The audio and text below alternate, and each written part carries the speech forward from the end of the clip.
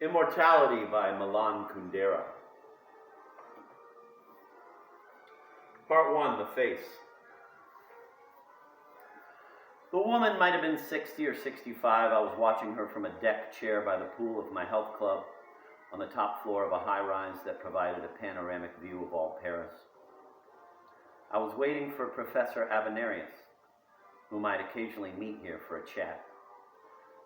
But Professor Avenarius was late, and I kept watching the woman. She was alone in the pool, standing waist deep in the water, and she kept looking up at the young lifeguard in sweatpants who was teaching her to swim. He was giving her orders. She was to hold on to the edge of the pool and breathe deeply in and out. She proceeded to do this earnestly, seriously, and it was as if an old steam engine were wheezing from the depths of the water, that idyllic sound, now long forgotten, which to those who never knew it can be described in no better way than the wheezing of an old woman breathing in and out by the edge of a pool. I watched her in fascination. She captivated me by her touchingly comic manner, which the lifeguard also noticed, for the corner of his mouth twitched slightly. Then an acquaintance started talking to me and diverted my attention. When I was ready to observe her once again, the lesson was over. She walked around the pool toward the exit. She passed the lifeguard, and after she had gone some 3 or 4 steps beyond him, she turned her head, smiled, and waved to him. At that instant, I felt a pang in my heart. That smile and that gesture belonged to a 20-year-old girl. Her arm rose with bewitching ease. It was as if she were playfully tossing a brightly colored ball to her lover.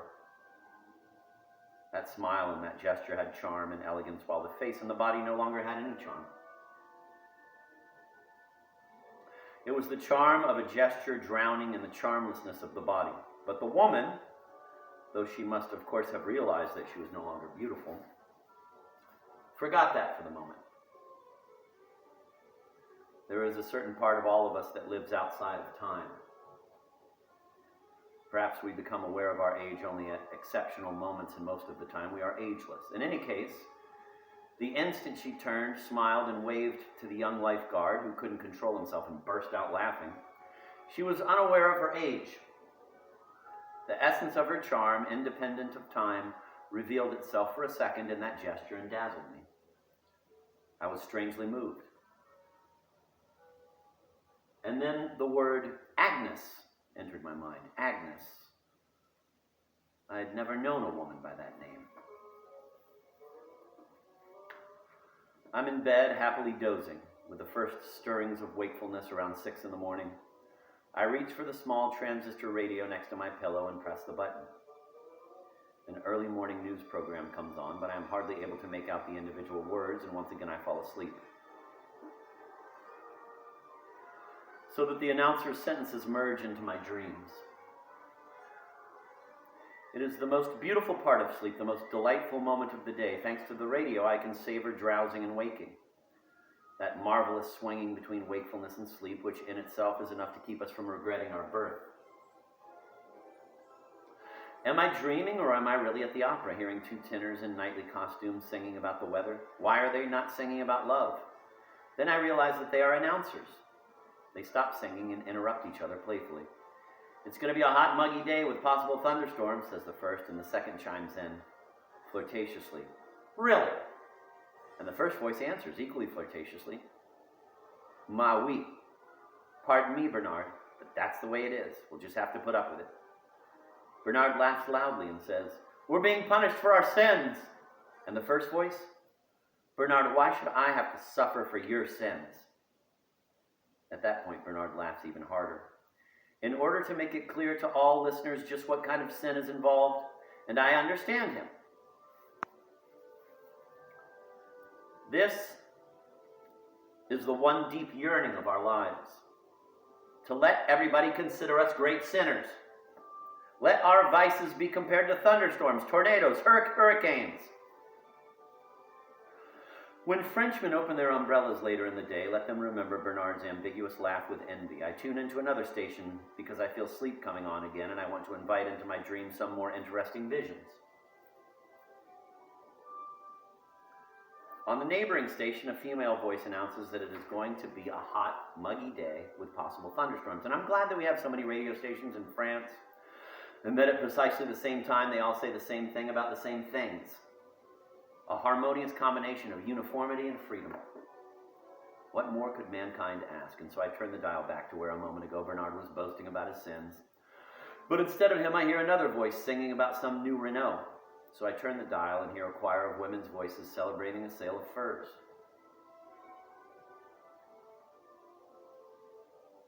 I turn back to Bernard's station, catch the last two measures of the hymn to the Renault, followed immediately by the voice of Bernard himself. In a sing-song that imitates the fading melody, he announces the publication of a new biography of Ernest Hemingway. The 127th, yet this time a truly significant one, because it discloses that throughout his entire life, Hemingway never spoke one single word of truth. He exaggerated the number of wounds he had suffered in the First World War, and he pretended to be a great seducer, even though it was proved that in August 1944, and then again from July 1959 onward, he had been completely impotent. "Oh, really?" laughs the other voice. And Bernard answers flirtatiously, "Ma oui." And once again, all of us find ourselves on the operatic stage, along with the impotent Hemingway, and then suddenly some very grave voice comes on to discuss the trial that has been engrossing France for several weeks. In the course of a completely minor operation, a young woman died because of a carelessly administered anesthetic. In this connection, an organization formed to protect people it called Consumers submitted a proposal that in future all surgical operations be filmed and the films filed away. Only in this way, maintains the Consumer Protection Association, is it possible to guarantee that any Frenchman or French woman who dies on the operating table will be suitably avenged by the courts. Then I fall asleep again. When I wake up at almost 8:30, I try to picture Agnes. She is lying, like me, in a wide bed. The right side of the bed is empty. Who could her husband be? Clearly somebody who leaves the house early on Saturday mornings. That's why she is alone, sweetly singing, sweetly swinging between waking and sleeping. Then she gets up. Facing her is a TV set, standing on one long stork-like leg. She throws her nightgown over the tube like a white tasseled theater curtain. She stands close to the bed, and for the first time I see her naked. Agnes, the heroine of my novel. I can't take my eyes off this beautiful woman, and as if sensing my gaze, she hurries off to the adjoining room to get dressed.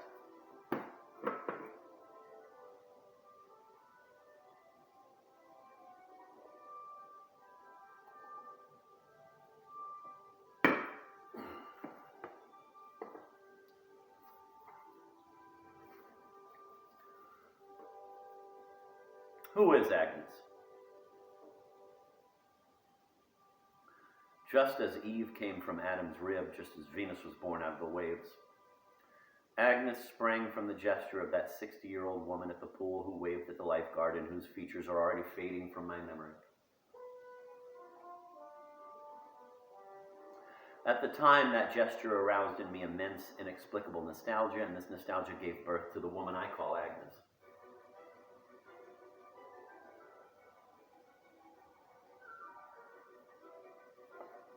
But isn't a person, and to an even greater extent a character in a novel, by definition a unique, inimitable being? How then is it possible that a gesture I saw performed by one person, a gesture that was connected to her, that characterized her and was part of her individual charm, could at the same time be the essence of another person in my dreams of her? That's worth some thought.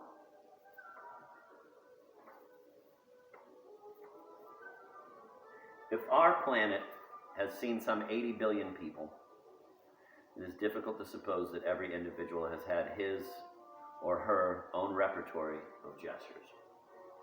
Arithmetically, it is simply impossible. Without the slightest doubt, there are far fewer gestures in the world than there are individuals. That finding leads us to a shocking conclusion. A gesture is more individual than an individual. We could put it in the form of an aphorism. Many people, few gestures. I said at the beginning when I talked about the woman at the pool that the essence of her charm, independent of time, revealed itself for a second in that gesture and dazzled me. Yes, that's how I perceived it at the time, but I was wrong. The gesture revealed nothing of that woman's essence. One could rather say that the woman revealed to me the charm of a gesture. A gesture cannot be regarded as the expression of an individual, as his creation, because no individual is capable of creating a fully original gesture belonging to nobody else. Nor can it even be regarded as that person's instrument. On the contrary, it is gestures that use us as their instruments, as their bearers and incantations and incarnations. Agnes, now fully dressed, went into the hall. There she stopped and listened. Vague sounds from the adjoining room made her realize that her daughter had just gotten up. As if to avoid meeting her, Agnes hurried out into the corridor. In the elevator, she pressed the button for the lobby. Instead of going down, the elevator began to twitch like a person afflicted with St. Vitus dance. This was not the first time the elevator had startled her with its moods. On one occasion, it began to go up when she wanted to go down. Another time, it refused to open and kept her prisoner for half an hour. She had the feeling that it wanted to reach some sort of understanding with her, to tell her something in its rough, mute, animal way. She complained several times to the concierge, but because the elevator behaved quite normally and decently toward the other tenants, the concierge considered Agnes's quarrel with it her own private matter and paid no attention. This time, Agnes had no other choice but to get out and take the stairs. The moment the stairway door closed behind her, the elevator regained its composure and followed her down. Saturday was always the most tiring day for Agnes. Paul, her husband, generally left before 7 and had lunch out with one of his friends, while she used her free day to take care of 1,000 chores more annoying than the duties of her job. She had to go to the post office and fret for half an hour in line, go shopping in the supermarket where she quarreled with an employee and wasted time waiting at the cash register, telephone the plumber and plead with him to be precisely on time so that she wouldn't have to wait the whole day for him. She tried to find a moment to squeeze in a bit of rest at the sauna, something she could not do during the week. In the late afternoon, she would always find herself with a vacuum cleaner and duster, because the cleaning woman who came on Fridays was becoming more and more careless. But this Saturday differed from other Saturdays. It was exactly 5 years since her father had died. A particular scene appeared before her eyes. Her father is sitting hunched over a pile of torn photographs, and Agnes's sister is shouting at him, "Why have you torn up Mother's pictures?" Agnes takes her father's part in the sisters' quarrel, overtaken by a sudden hatred. She got into her car, which was parked in front of the house.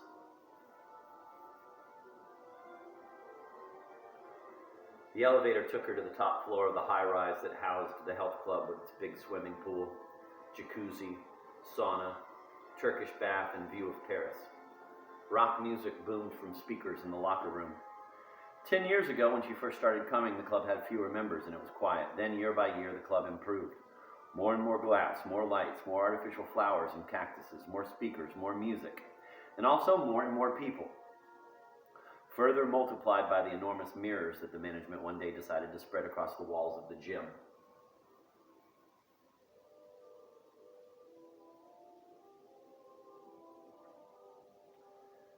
She opened a locker and began to undress.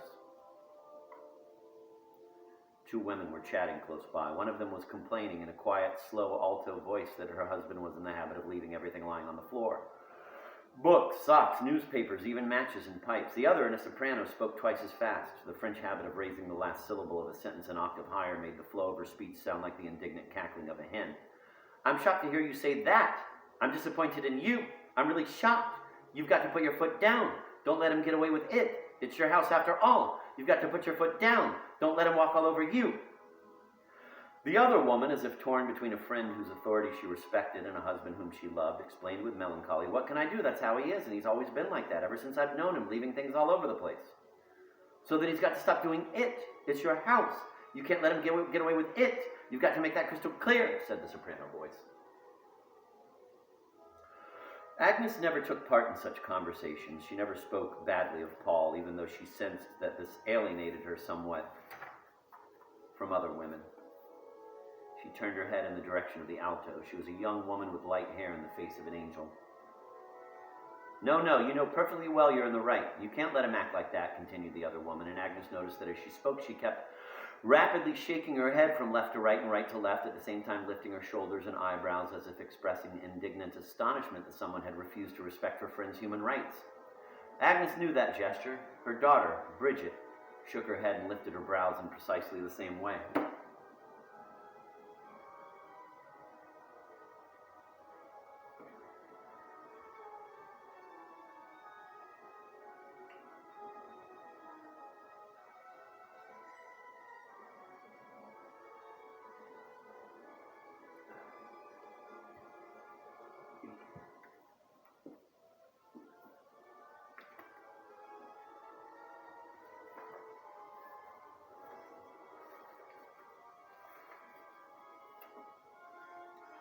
Agnes undressed, closed the locker, and walked through the swinging doors into a tiled hall with showers on one side and a glass-enclosed sauna on the other.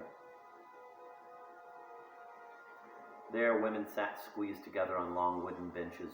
Some were wrapped in special plastic sheets that formed an airtight cover around their bodies, or certain parts of the body, most often the belly and behind, so that the skin perspired all the more readily and the women would lose weight more quickly, or so they believed.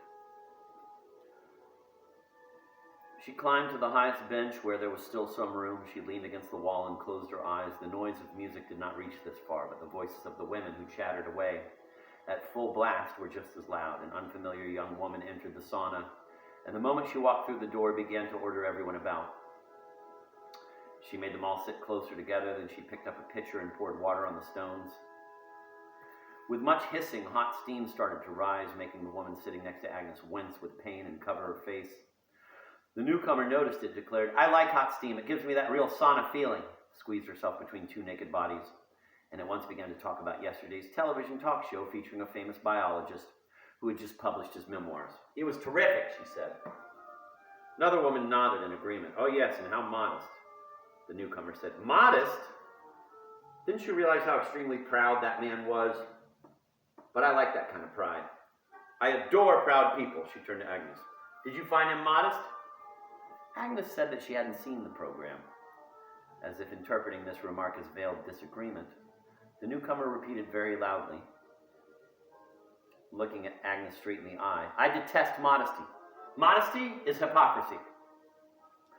Agnes shrugged, and the newcomer said, "In a sauna, I've got to feel real heat. I've got to work up a good sweat, but then I must have a cold shower." "A cold shower! I adore that. Actually, I like my showers cold even in the morning. I find hot showers disgusting." Soon she declared that the sauna was suffocating. After repeating once more how she hated modesty, she got up and left. As a little girl, Agnes used to go for walks with her father, and once she asked him whether he believed in God. Father answered, "I believe in the Creator's computer." This answer was so peculiar that the child remembered it. The word computer was peculiar, and so was the word creator. For Father would never say God, but always Creator, as if he wanted to limit God's significance to his engineering activity. The Creator's computer, but how could a person communicate with a computer? So she asked Father whether he ever prayed. He said, "That would be like praying to Edison when a light bulb burns out."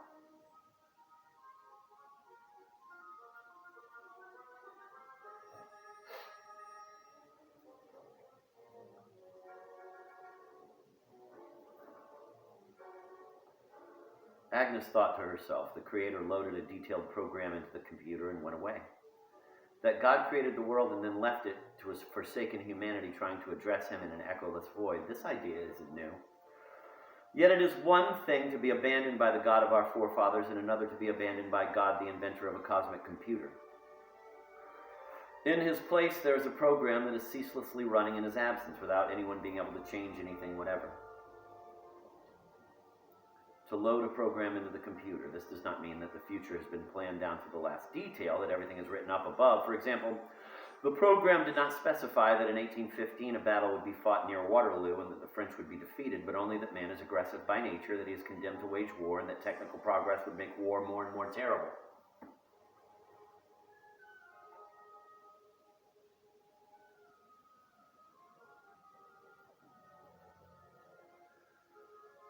Everything else is without importance from the Creator's point of view and is only a play of permutations and combinations within a general program, which is not a prophetic anticipation of the future, but merely sets the limits of possibilities within which all power of decision has been left to chance.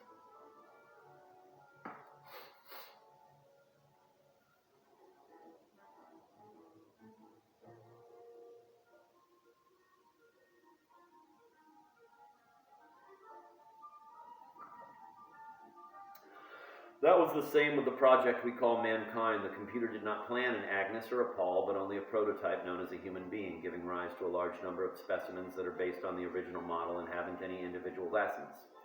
Just like a Renault car, its essence is deposited outside, in the archives of the Central Engineering Office. Individual cars differ only in their serial numbers. The serial number of a human specimen is the face, that accidental and unrepeatable combination of features. It reflects neither character nor soul, nor what we call the self. The face is only the serial number of a specimen. Agnes recalled the newcomer who had just declared that she hated hot showers. She came in order to inform all the women present that, number 1, she likes saunas to be hot. Number 2, she adores pride. Number 3, she can't bear modesty. Number 4, she loves cold showers. Number 5, she hates hot showers.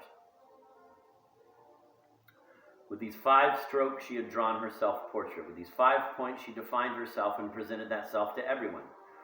And she didn't present it modestly. She said, after all, that she hated modesty, but belligerently.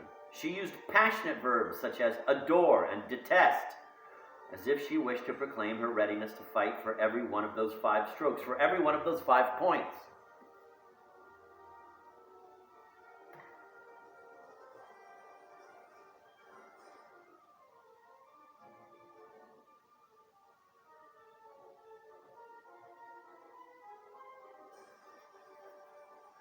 Why all this passion? Agnes asked herself, and she thought, when we are thrust out into the world just as we are, we first have to identify with that particular throw of the dice, with that accident organized by the divine computer. To get over our surprise that precisely this, what we see facing us in the mirror, is ourself. Without the faith that our face expresses ourself, without that basic illusion, that arch illusion, we cannot live, or at least we cannot take life seriously. And it isn't enough for us to identify with ourselves. It is necessary to do so passionately to the point of life and death. Because only in this way can we regard ourselves not merely as a variant of the human prototype, but as a being with its own irreplaceable essence. That's the reason the newcomer needed not only to draw her self-portrait, but also to make it clear to all that it embodied something unique and irreplaceable, something worth fighting or even dying for.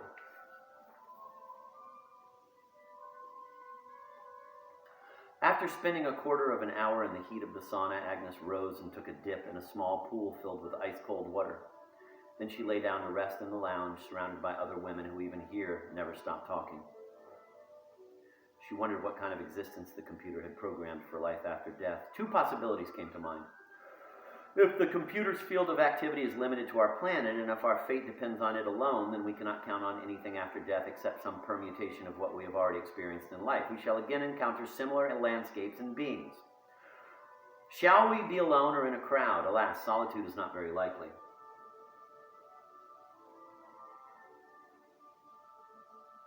There is so little of it in life, so what can we expect after death? After all, the dead far outnumber the living. At best, existence after death would resemble the interlude she was now experiencing while reclining in a deck chair. From all sides, she would hear the continuous babble of female voices, eternity as the sound of endless babble. One could, of course, imagine worse things, but the idea of hearing women's voices forever, continuously, without end, gave her sufficient incentive to cling furiously to life and to do everything in her power to keep death as far away as possible.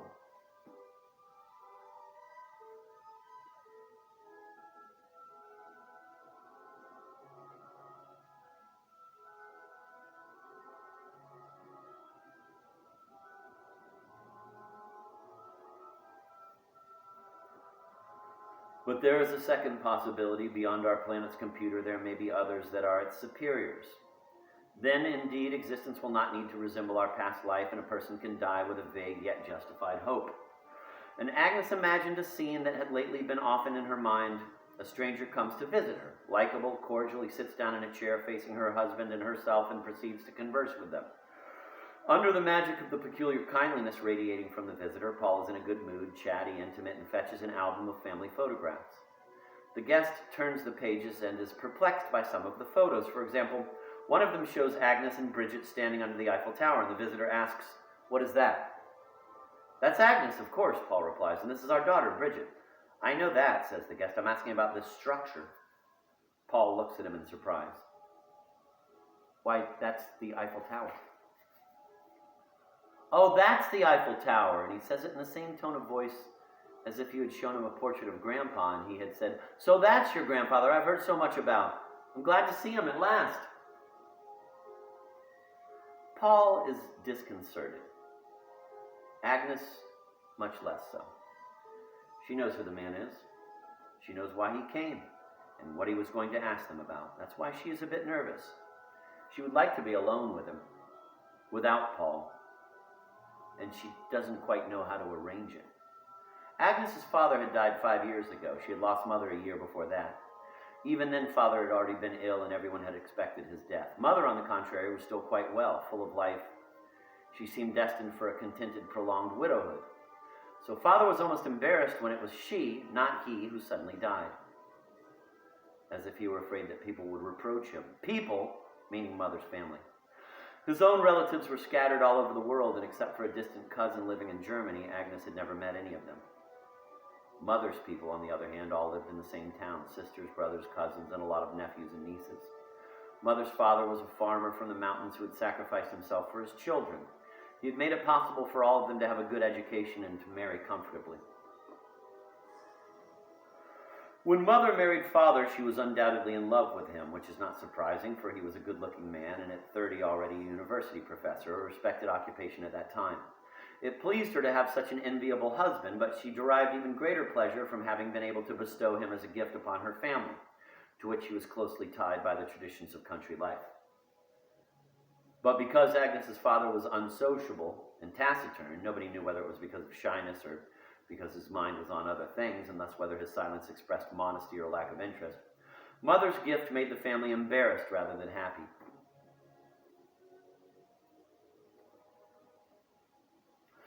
As time passed and both grew older, Mother was drawn to her family more and more. For one thing, while Father was eternally locked up in his study, she had a hunger for talking, so that she spent long hours on the phone to sisters, brothers, cousins, and nieces, and took an increasing interest in their problems. When she thought about it now, it seemed to Agnes that Mother's life was a circle. She had stepped out of her milieu, courageously coped with an entirely different world, and then began to return. She lived with her husband and 2 daughters in a garden villa, and several times a year at Christmas for birthdays, invited all her relatives to great family celebrations. She imagined that after Father's death, which had been expected for so long that everyone regarded him indulgently as a person whose officially scheduled period of stay had expired, her sister and niece would move in to join her.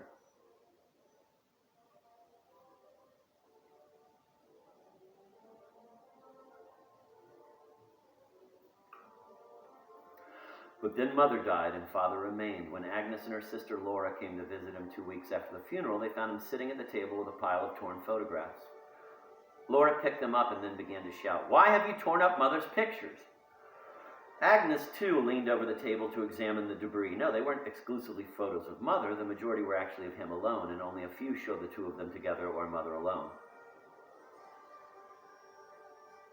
Confronted by his daughters, Father kept silent and offered no explanation. Agnes hissed at her sister, "Stop shouting at Dad," but Laura kept on shouting. Father rose to his feet, went into the next room, and the sisters quarreled as never before. The next day, Laura left for Paris, and Agnes stayed behind. It was only then that Father told her he had found a small apartment in town and planned to sell the villa. That was another surprise. Everyone considered Father an ineffectual person who had handed over the reins of practical life to Mother.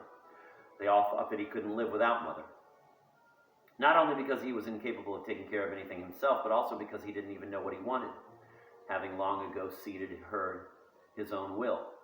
But when he decided to move out suddenly without the least hesitation a few days after Mother's death, Agnes understood that he was putting into effect something he had been planning for a long time, and therefore that he knew perfectly well what he wanted. This was all the more intriguing since he could have had no idea that he would survive Mother, and therefore must have regarded the small apartment in town as a dream rather than a realistic project. He had lived with Mother in their villa, he had strolled with her in the garden, had hosted her sisters and cousins, had pretended to listen to their conversations, and all the time his mind was elsewhere, in a bachelor apartment. After Mother's death, he merely moved to the place where he had long been living in spirit.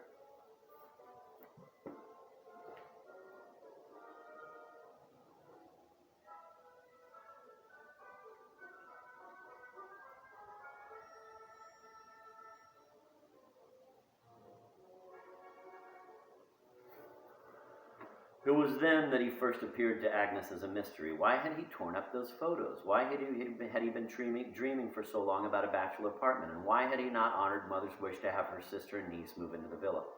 After all, that would have been more practical. They would surely have taken better care of him in his illness than some nurse who would have to be hired sooner or later. When she asked the reason for his move, he gave her a very simple answer. What would a single person do with himself in such a large house? She couldn't very well suggest that he take in Mother's sister and her daughter, for it was quite clear that he didn't want to do that, and so it occurred to her that Father, too, was returning full circle to his beginnings. Mother, from family through marriage back to family. He, from solitude through marriage back to solitude. It was several years before Mother's death that he first became seriously ill. At that time, Agnes took 2 weeks off from work to be with him. But she did not succeed in having him all to herself because Mother did not leave them alone for a single moment. Once, 2 of Father's colleagues from the university came to visit him. They asked him a lot of questions, but Mother answered them. Agnes lost her patience. Please, Mother, let Father speak for himself. Mother was offended. Can't you see that he is sick? Toward the end of those 2 weeks, his condition improved slightly, and finally, Agnes twice managed to go out alone with him for a walk. But the third time, Mother went along with them again. A year after Mother's death, his illness took a sharp turn for the worse. Agnes went to see him, stayed with him for 3 days, and on the morning of the 4th day, he died. It was only during those last 3 days that she succeeded in being with him as she had always dreamed. She had told herself that they were fond of each other, but could never really get to know each other because they had never really had an opportunity to be alone.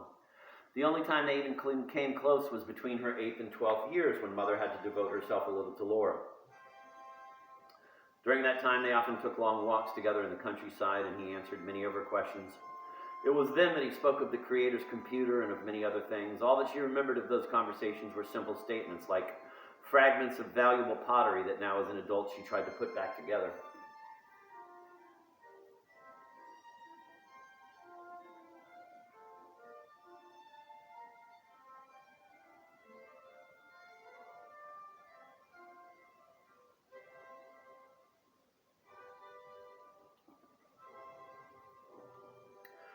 His death ended the pair's sweet 3-day solitude. The funeral was attended by all of Mother's relatives, but because Mother herself was not there was nobody to arrange a wake, and everyone quickly dispersed.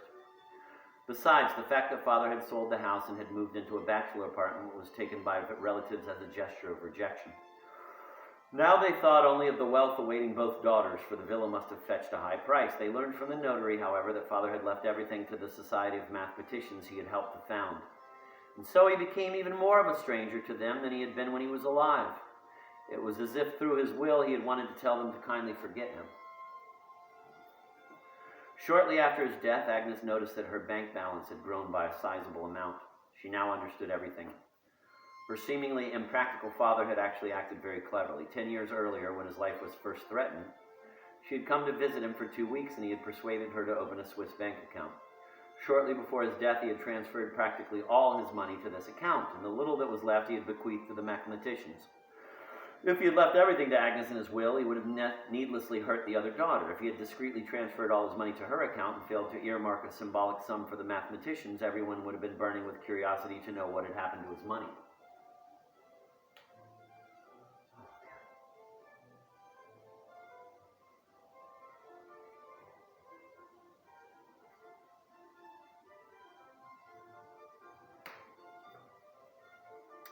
At first, she told herself that she must share the inheritance with her sister. Agnes was 8 years older and could never rid herself of a sense of responsibility. But in the end, she did not tell her sister anything, not out of greed, but because she did not want to betray her father. By means of his gift, he had clearly wished to tell her something, to express something, to offer some advice he was unable to give her in the course of his life. And this she was now to guard as a secret that concerned only the two of them.